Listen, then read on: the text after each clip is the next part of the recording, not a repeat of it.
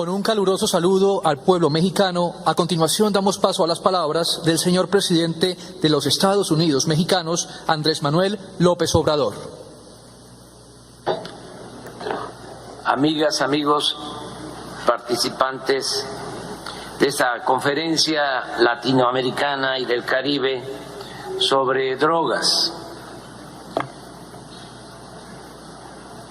Celebramos esta iniciativa del presidente Gustavo Petro y coincidimos con las conclusiones de este encuentro, de esta conferencia. Solo voy a referirme a asuntos de carácter general y al final quiero puntualizar sobre lo que trata el documento que se va a suscribir de manera conjunta. Pienso que lo fundamental para enfrentar el flagelo de la drogadicción y de la violencia está en atender las causas con un nuevo criterio, no pensar solo en medidas coercitivas. Tenemos que poner por delante el criterio de que la paz es fruto de la justicia.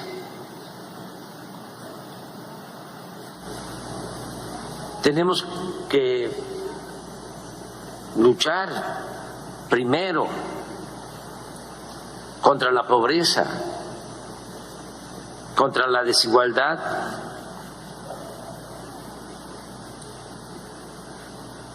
para enfrentar el problema de la violencia. Hay que ofrecer empleos, buenos salarios, atender a los jóvenes, garantizarles la oportunidad de estudio, de trabajo. También fortalecer nuestros valores culturales, morales, espirituales. Tenemos que utilizar toda la reserva de valores que hemos heredado de las grandes civilizaciones que florecieron en nuestra América. Eso está ahí. Por esas culturas nos hemos salvado ante pandemias y terremotos e inundaciones y malos gobiernos y corrupción y otras calamidades. ¿Qué es lo que nos saca siempre adelante? Nuestras culturas, nuestro pasado, nuestras grandes civilizaciones. Con todo respeto, esto no viene de hace 500 años y no nos trajeron la civilización. Ya en todos nuestros pueblos habían florecido grandes culturas con mucho desarrollo en todos los campos de la vida pública. Entonces, fortalecer lo que somos, nuestra identidad, nuestra idiosincrasia. Imagínense la ventaja que tenemos de que nuestras familias son muy fraternas, muy unidas. Y esto viene de lejos. No es de que, como en otros pueblos, lo digo con todo respeto, los jóvenes llegan a la adolescencia y ya se tienen que ir de la casa. Aquí no es así. Por eso hasta abusan y se quedan más de la cuenta. Pero son nuestras costumbres, nuestras tradiciones. ¿Qué hacen los jóvenes solos? ¿Qué no es importante? El amor en la familia, el apapacho. Entonces, tenemos que fortalecer eso. Y también contrarrestar el consumismo, el modelo materialista, el lujo barato, entender que la felicidad verdadera es estar bien con uno mismo, estar bien con nuestra conciencia y estar bien con el prójimo.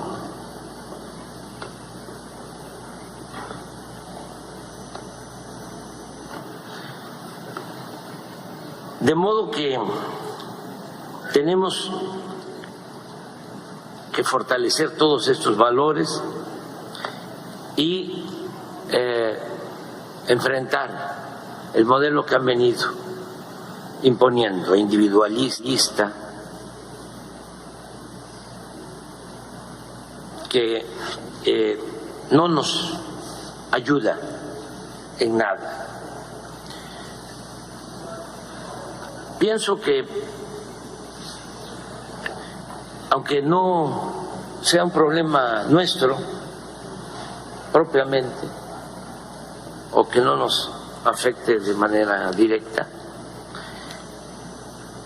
tenemos la obligación moral y por humanismo debemos de participar en el combate al consumo del fentanilo en Estados Unidos. Es una pandemia que están enfrentando.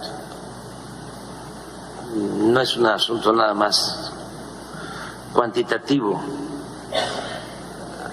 No es decir, pierden la vida 100,000 jóvenes cada año por el consumo del fentanilo, y dar la espalda y decir, a nosotros no nos importa.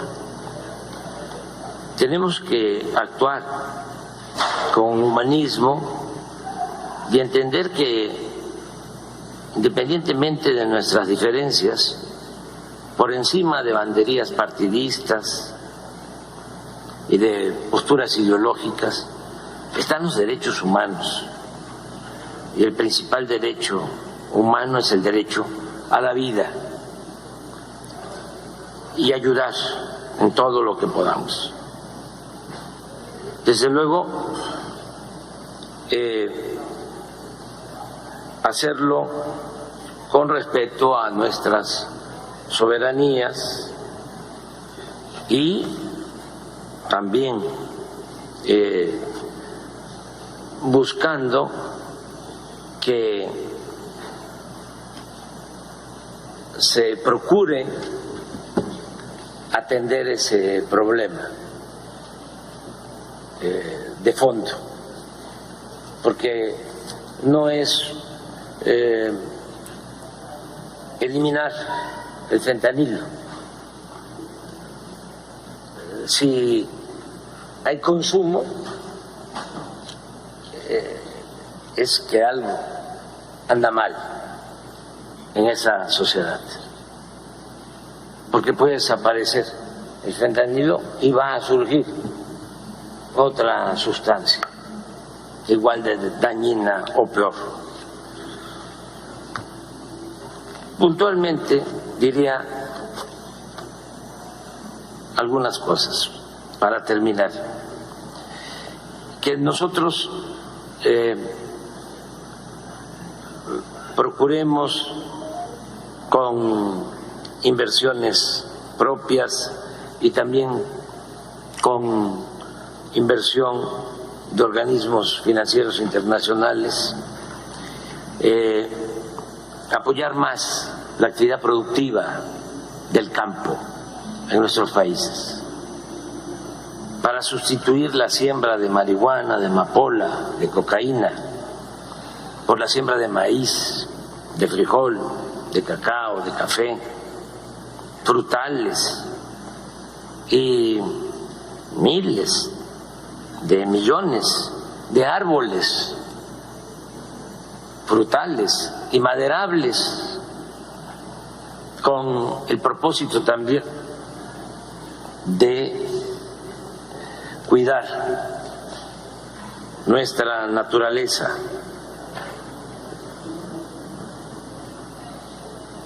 Nosotros tenemos en México un programa que se llama Sembrando Vida.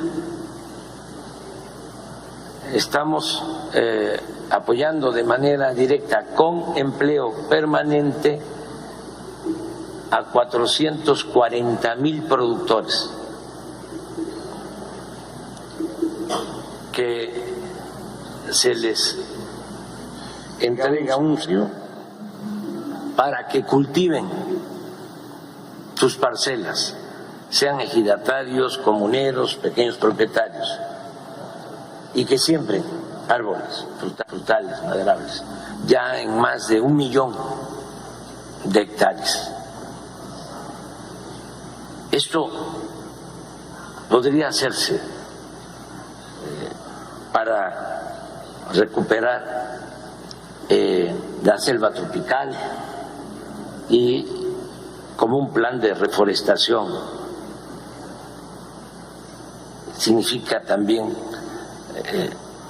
dar empleo, ocupación. Lo segundo, no permitir nunca más el saqueo de los recursos naturales de nuestros países.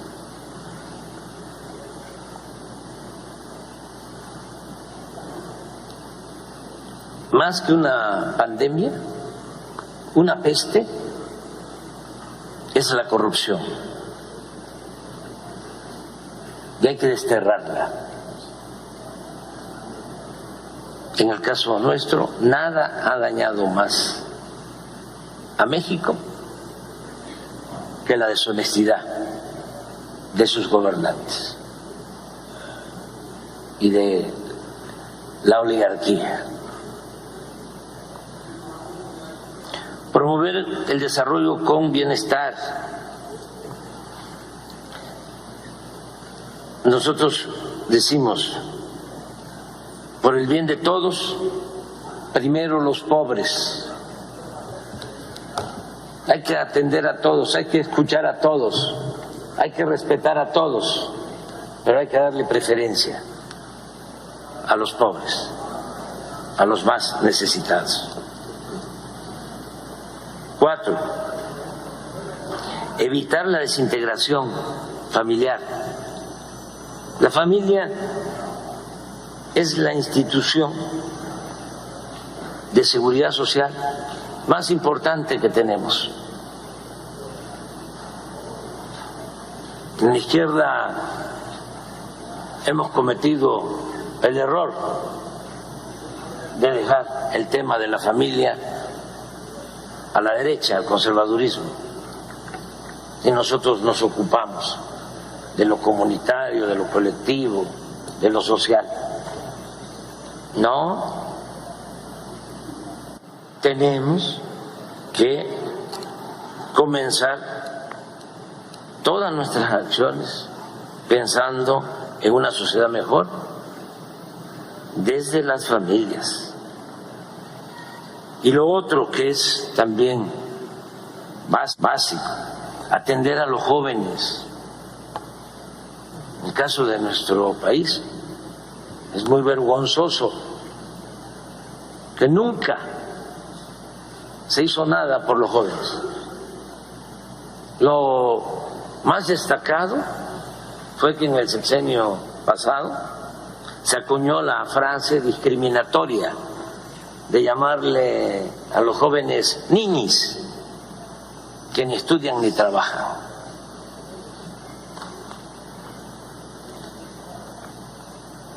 Ahora es distinto. Ahora se está atendiendo a los jóvenes. Solo un programa, Jóvenes Construyendo el Futuro, está atendiendo a 2.600.000 jóvenes. Los que ya no tienen opciones de estudio, de trabajo, se les contrata y trabajan como aprendices en empresas, en talleres, en el campo. Y es tan importante el programa que el 65% de los que reciben esta formación se quedan a trabajar ya de manera permanente, los contratan en las mismas empresas. ¿Qué hacemos con esto también? Es quitarles el semillero a las bandas de la delincuencia, que no enganchen a los jóvenes, que los jóvenes tengan opciones, tengan alternativas, de modo que esto debe tomarse en cuenta. Ya dije y repito,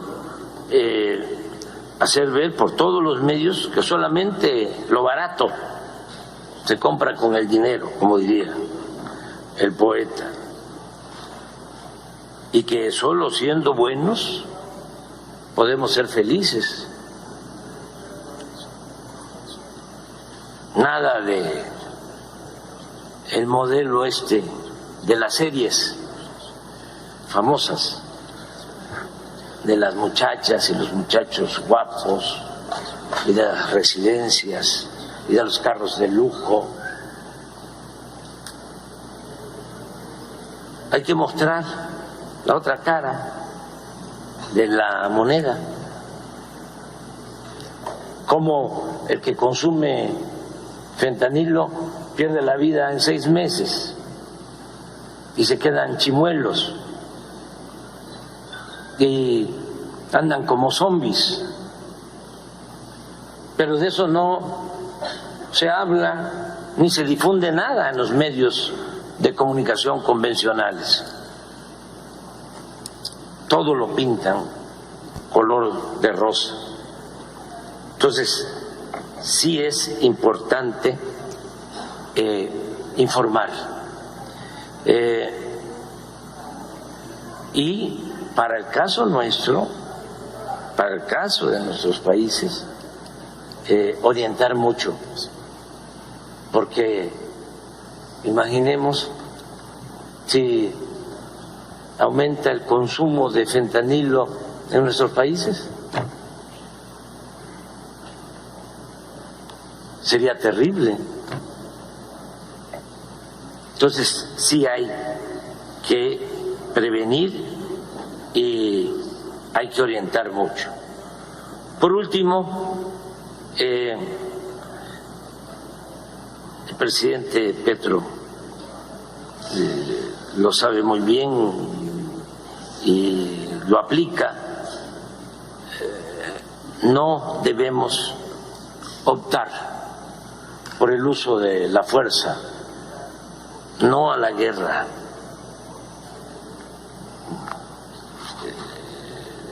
Yo celebro estar aquí en Colombia. La verdad que escribí un texto para leerlo, pero lo voy a hacer después en una rueda de prensa. Estuvimos platicando, presidente Petro. Es nuestro hermano, nuestro compañero. el presidente Petro y fue una bendición para Colombia el tener a este presidente.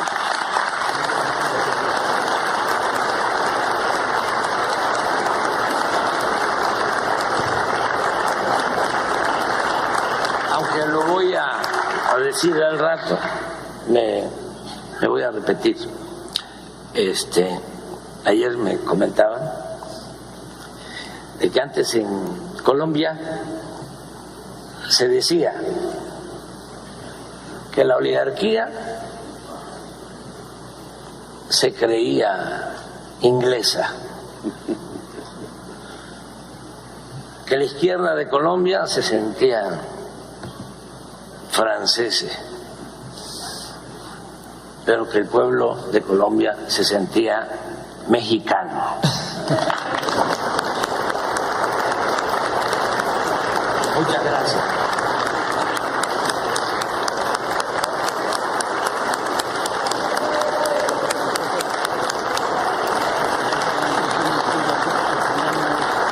Muchas gracias, señor presidente Andrés Manuel López Obrador. A continuación se dirige a ustedes el señor presidente de la República de Colombia, Gustavo Petro Urrego.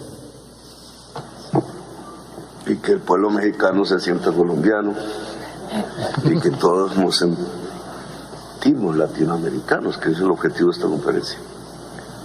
La latinoamericanidad. Y el Caribe, que no es latina, y los pueblos afros, que no son latinos, y los pueblos indígenas, que tampoco son latinos.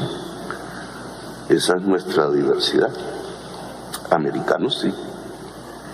Y somos americanos.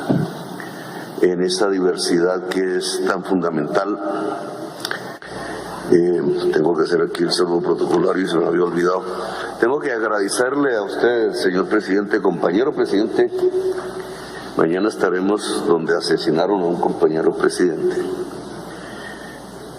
Tengo que agradecerle por la hospitalidad que México va a otorgar al quinto ciclo que se va a realizar en el mes de noviembre en el diálogo de paz entre el gobierno y el Ejército de Liberación Nacional, ELN.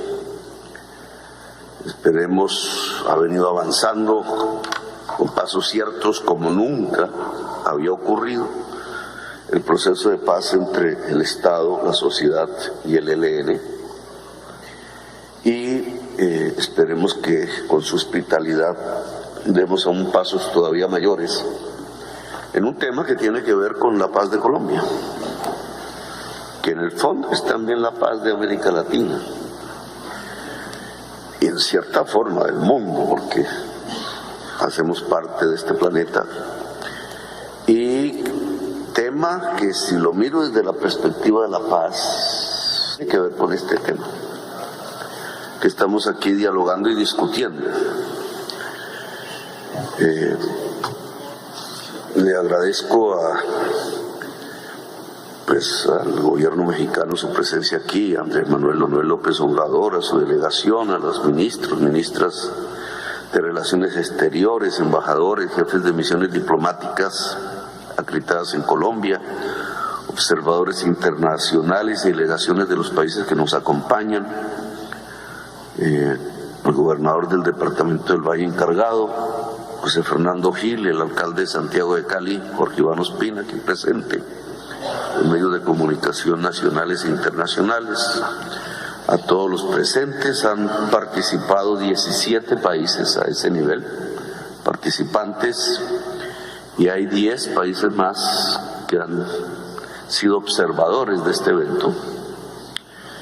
Este evento que el presidente Andrés Manuel López planificamos un poco, ideamos en México, cuando fui allí en la visita, tiene un propósito.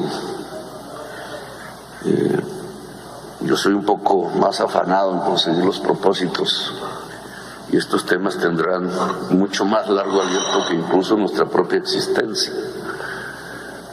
Pero tiene un propósito, y es que América Latina hable por sí misma y no repita los discursos oficiales del poder mundial. en este tema específico. Que podamos a partir, porque hemos vivido la experiencia, la estamos viviendo, de estos 50 años en el caso de Colombia, que es por donde comienza este problema,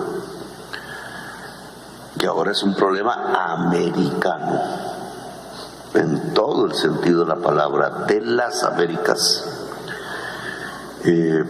Pero tenemos esa experiencia de 50 años, una experiencia sanguinaria y feroz.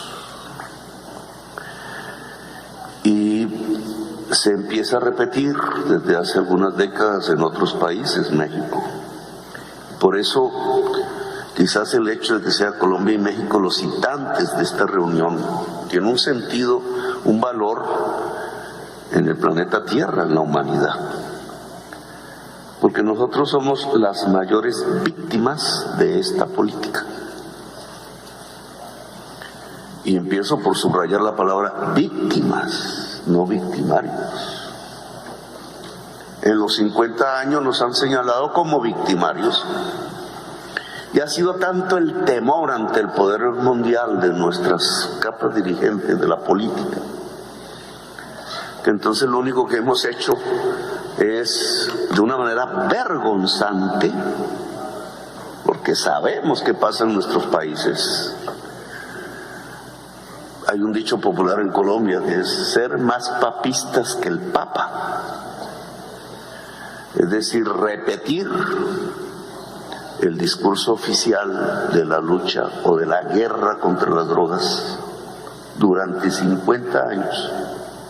Repetirlo y repetirlo, porque creemos que si nos separamos una coma de él, que si decimos, oiga, esperen, ustedes no tienen razón, señores de la Unión Europea, o señores de Naciones Unidas, o señores del gobierno de los Estados Unidos, o señores del gobierno ruso, no tienen razón, entonces nosotros mismos no lo decimos, nos autocensuramos, porque le tenemos temor a que nos digan que es que estamos aliados con el narcotráfico.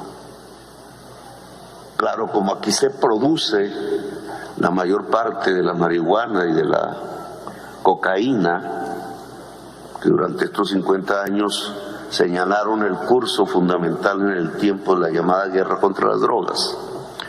Entonces nos da miedo a decir, oiga, lo que ustedes, que tienen la mayor parte de los consumidores de esas drogas en sus sociedades, nos da miedo decirles que están equivocados. Y repetimos un discurso oficial que si fuese por simplemente las palabras, pues sería de pronto hasta inocuo, pero resulta que tiene unas consecuencias dramáticas en nuestras propias sociedades. Y que nuestro silencio en estos 50 años ha sido cómplice con un genocidio en nuestros países. Porque eso es lo que ha provocado la política oficial de guerra contra las drogas en nuestra América Latina. Un genocidio. Y nosotros somos dirigentes políticos y sociales, unos de derechas, otros de izquierdas, otros no saben qué son, otros buscando alternativas, otras y movimientos que nacen en nuestra juventud y dinámicas. ¿Cuál es nuestra responsabilidad alrededor de este tema? Que cada vez más determina los destinos de nuestras sociedades, cada vez más. Antes pensábamos que era un problema de Colombia, nosotros encerrados, inundados de nuestra propia sangre, solos. Pero hoy no es así.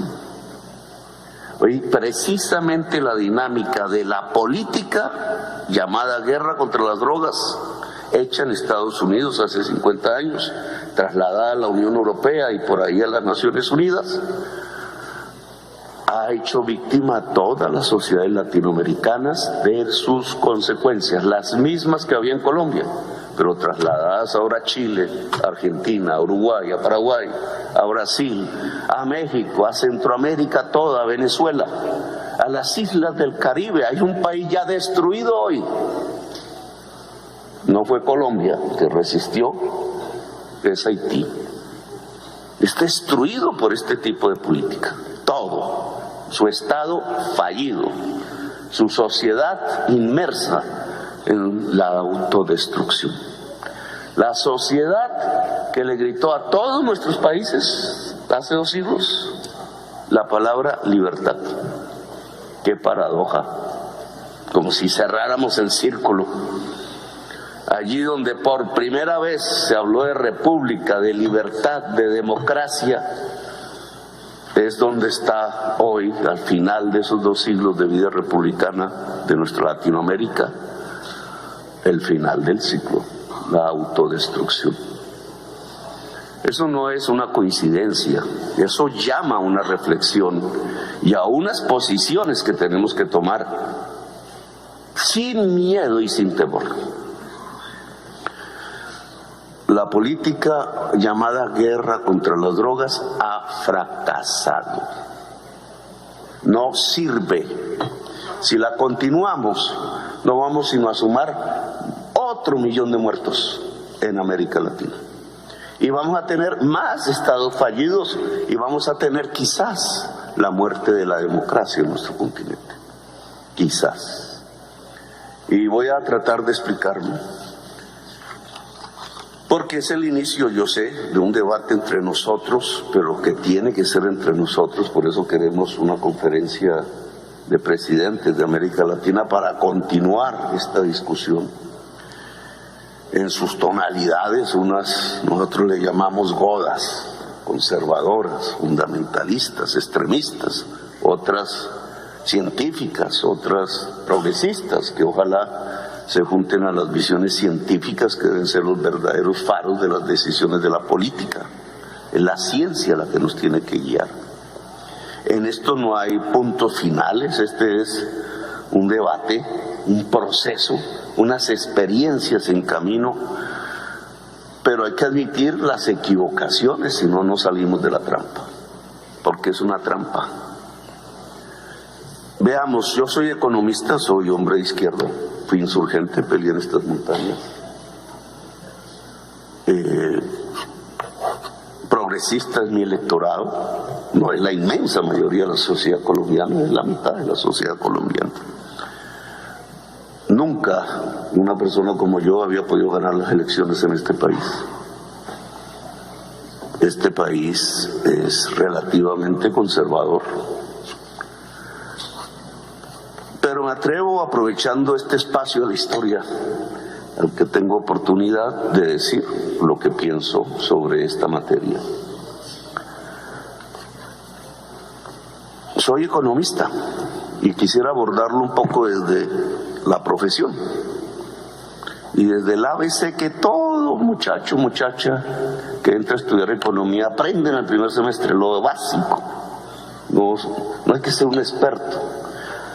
Las drogas son un mercado, miren qué mercado, ¿no? Todos lo aceptamos aquí, es un mercado. Un mercado tiene una oferta y tiene una demanda. Dice el ABC de la economía que esa interacción genera algo que se llama el precio. ABC, nada nuevo bajo el mundo, consenso en el pensamiento económico. Entonces, ¿qué hacemos frente al mercado de las drogas?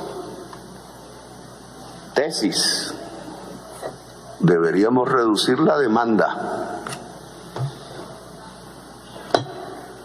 Dice Juan B. Seix, padre de la economía, toda oferta crea su propia demanda, o al revés, toda demanda crea su propia oferta. ¿Cómo se reduce la demanda en un mercado? De primerazo alguien diría, pues, elevando el precio. Entre más elevado el precio, menos demanda hay. Esa es una tesis. Más o menos, si se dan el café, se dan estos dulces, se dan las guayaberas que me regala el presidente, se da en los aretes, se da en las camisas, pantalones, en toda mercancía. ¿Cierto? Si se reduce la demanda, ojo, se reduce el precio. Si aumenta la oferta, se reduce el precio. ¿Estamos?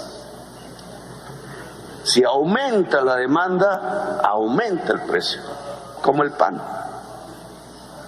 Entonces, si nosotros reducimos la demanda de las personas que consumen estas sustancias, sin decir si es bueno o mala, sino si reducimos la demanda, ¿qué sucedería en el mercado de las drogas?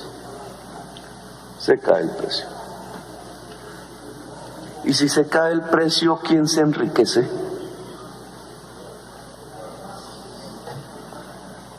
Quizás nadie, incluso todos quebrarían del lado de la oferta. Se acaba el narcotráfico, amigos y amigas. Para acabar el narcotráfico hay que reducir la demanda. Ahora, la demanda se reduce en el caso de las drogas a partir del precio. ¿Es el precio la variable que mueve el consumo de las drogas? De tal manera que si yo elevo sustancialmente el precio, ¿se acabaría la demanda? ¿O al revés? No. La demanda por drogas depende no del precio, depende de unos factores, y ahí el problema. Según la ciencia, de gentes que se vuelven adictas sin saber, incluso todavía no se sabe por qué una persona se vuelve adicta al alcohol y otra consumiendo el mismo alcohol no. O al café, que tiene cafeína. No. Hay adicciones que habría que, desde la ciencia, mitigar. Tesis discutidas en la Bogotá humana. Las adicciones crecen porque hay falta de afectos en la sociedad. Es decir, de amor. ¿Cuál es el antídoto contra el consumo de drogas? El amor. Mire qué diferente el discurso oficial al que estamos pronunciando. Sociedades que se van quedando sin amor, que van rompiendo las comunidades porque hay que competir, y entonces el hombre del éxito y la mujer del éxito, y lo que ven por los comerciales.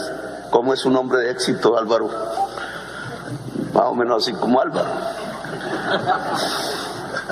¿Cómo es una mujer de éxito? ¿Cómo le venden a uno eso en la cabeza?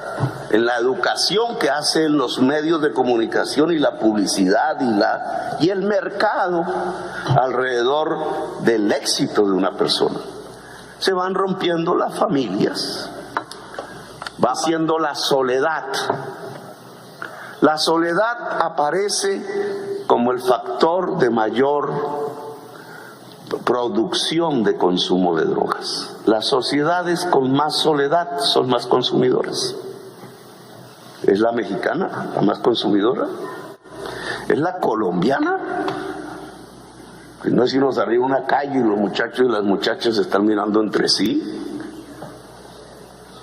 Vayan a una calle en Bruselas o en Nueva York, ¿y qué encuentran? La experiencia de andar en una calle bogotana o caleña o una calle norteamericana o Norteamérica de los Estados Unidos es totalmente diferente. Y no es simplemente por culturas, es porque así lo produjo un sistema económico. Antes los franceses bailaban alrededor del vino, que es una droga. Y sus fiestas eran enormes en los pueblos franceses. Hoy no hay sino soledad. El capitalismo, en su fase más tardía, llevó a las sociedades que hoy consumen drogas a la soledad, y por eso consumen drogas. La droga reemplaza la falta de afecto y la soledad. Pero esto no se puede hablar entonces. ¿Por qué? Porque la política oficial no está en este mercado en recortar la demanda. Esta es en recortar la oferta y a la fuerza. La demanda no está aquí en la política oficial. Y miren las cosas que se van produciendo en estos discursos que se vuelven como verdad cierta y que son simple hipocresía. recortar la oferta por decreto y usar el Estado para acabar la oferta. Esa es la guerra contra las drogas. ¿Sí o no? Y no nos enseñaron los mismos Estados Unidos, la misma experiencia histórica y lo que hoy es Rusia, que el Estado no puede acabar el mercado. Si yo escucho a la derecha, no me está diciendo exactamente eso, que qué equivocación de los bolcheviques, de los socialistas, de los comunistas, ahora dicen de los terroristas, de pretender que desde el Estado y por decreto se podía acabar el mercado, que fue lo que pretendió el socialismo soviético, ¿o no? Pues fracasó el socialismo soviético. Fracasó. Ese mundo no era cierto. No se puede acabar el mercado por decreto. No se puede con el Estado acabar el mercado subsiste.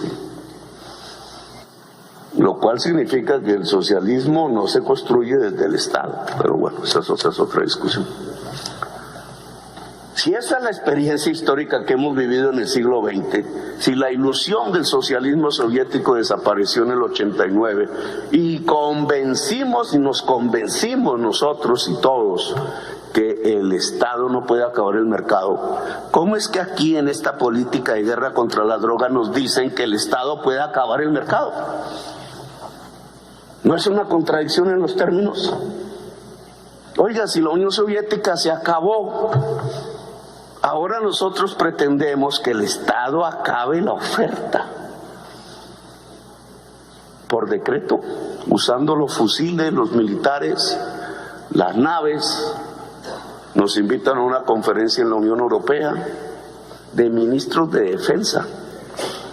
¿No debería ser más bien de ministros de salud pública, me pregunto yo?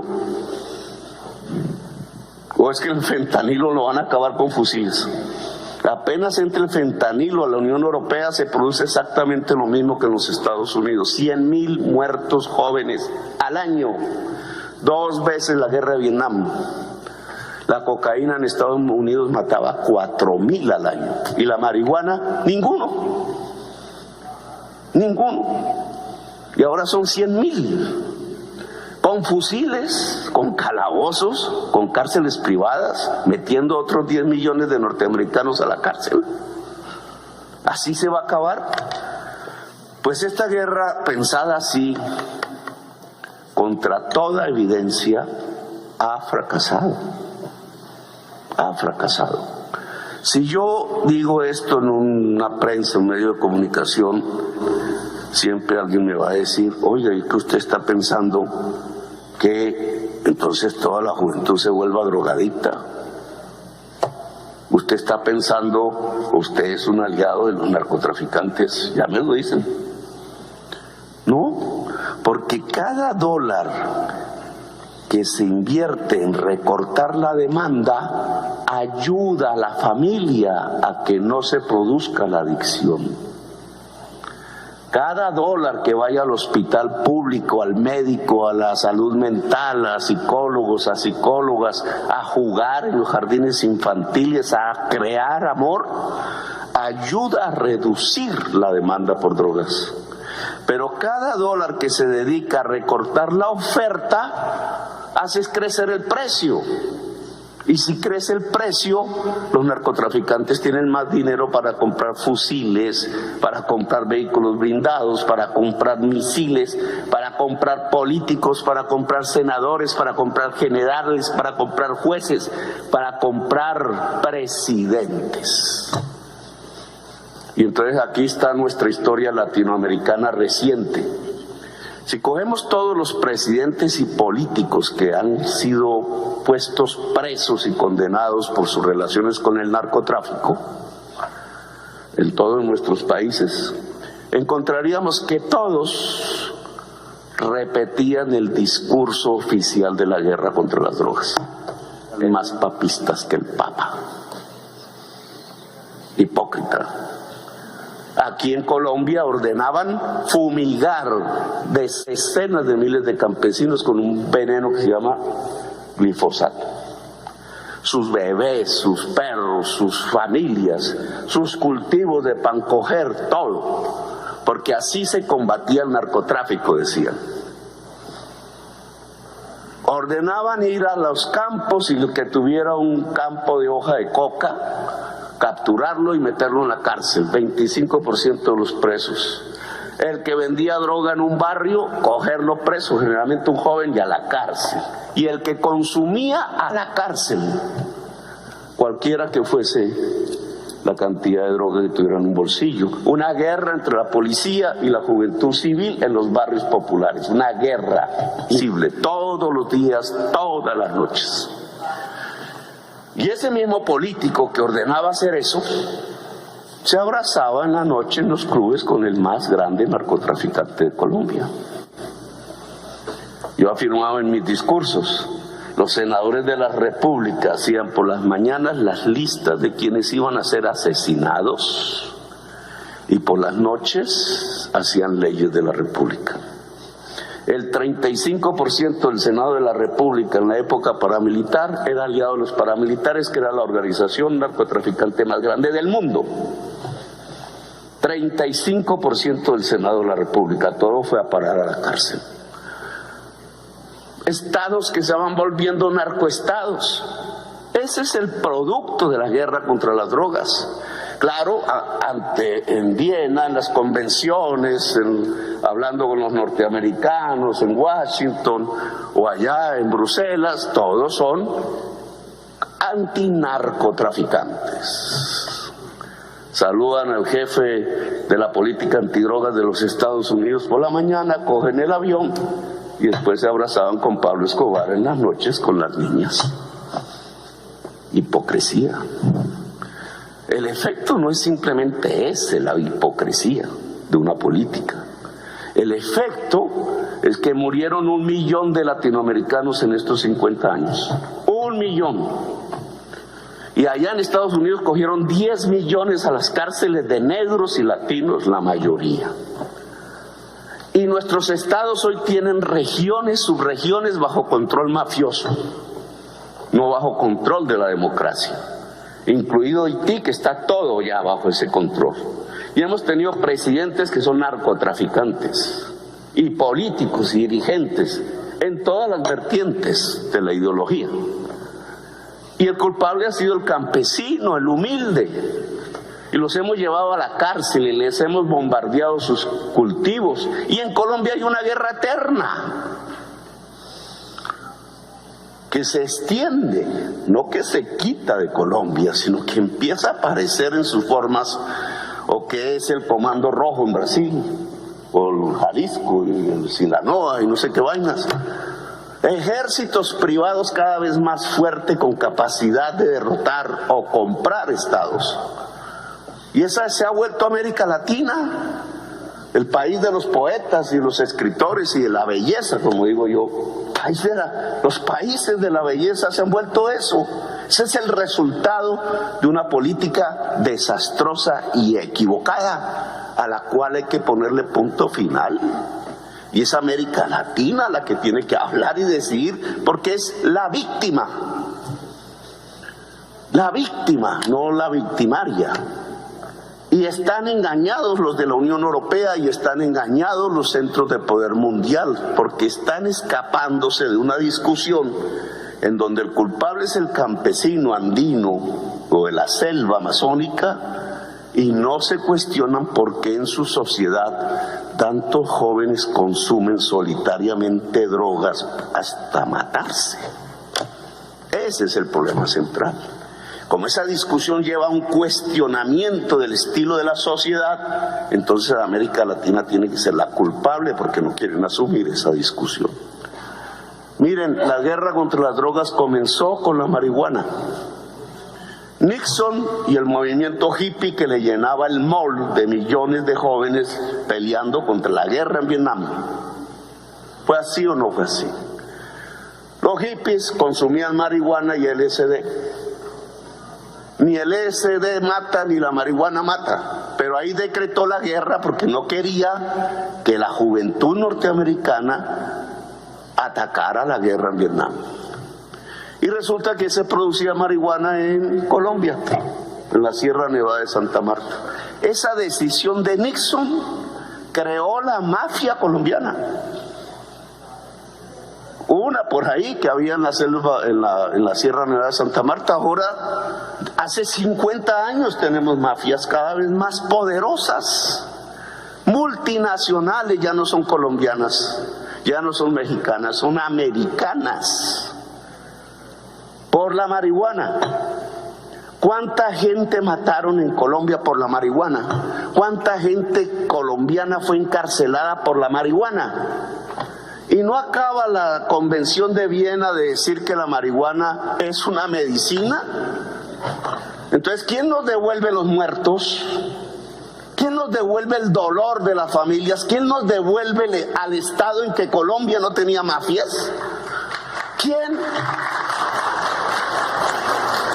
O sea, nos mataron gente porque sí, por dominar, porque un señor regodo como Nixon se le ocurrió que los hippies eran su enemigo y entonces tenían que volver la marihuana un delito, y se tiraron a Colombia, se tiraron nuestro país, lo dañaron de esa manera, y todavía bajo ese precepto mantienen esta política que llaman guerra contra las drogas para que muera 1 millón de latinoamericanos más. Ya en perspectiva, en 50 años, el fentanilo les mataría 5 millones de norteamericanos. Y había otro 1 millón de muertos latinoamericanos. ¿Y cuántos millones presos? Fracasaron. Eso no sirve. Así no es. No se puede recortar la oferta. Corrompemos al ejército, a la policía, al Estado. Corrompemos la democracia, la matamos. Tenemos que proteger a los consumidores. Tenemos que construir unos entornos alrededor de los consumidores que no son nada más especial, tecnológicamente hablando, que amor. Allá en Estados Unidos tienen que construir más amor. En Europa, menos carros, más amor. Menos lujos, más amor. Menos calles de moda, más amor. Y verán cómo se reduce la demanda. Y lo mismo nosotros, los latinoamericanos. Puede haber las toneladas de fentanilo que haya, con capacidad de matar medio país, porque solo se necesita la punta de este lápiz para echarla en este café, y la persona tiene una altísima probabilidad de quedar adicta porque es 50 veces más poderosa que la heroína y mata. Le pasa a los Estados Unidos. Pueden producir toneladas así en un día y tendríamos una pandemia peor que el COVID, peor que todo. ¿Cómo nos defendemos de eso? Eso no se produce en los campos, no se produce en América Latina, no lo producen campesinos, no es una planta, es simplemente una fabriquita que combina unos químicos. ¿Cómo van a combatir eso? Eso se combate con amor, señores. Fentanilo se vuelve nada, un polvo de color por ahí, no sé qué color tendrá. Nada, no sirve, no se vuelve mercancía si no hay quien la consuma. Y para que no haya quien la consuma, la sociedad tiene que ser solidaria, calurosa, amorosa. Eso no lo produce el capitalismo, pues cámbienlo. Si quieren realmente la vida, o regulen ese capitalismo para que haya espacios de amor y solidaridad en la sociedad. Pero no nos vengan a echar aquí la culpa y a producirnos otro 1 millón de muertos y acabar con América Latina, que además ya ni producimos el tal fentanilo. Esto va a cambiar y bastante. Los laboratorios de cocaína van a estar en España y en Bruselas, allá donde está la Unión Europea, allá hay laboratorios de cocaína, junto al Parlamento Europeo, en los grandes puertos europeos. Laboratorios de cocaína, no están aquí en Cali. Se los están llevando, porque allá necesitan pureza para competir con el fentanilo.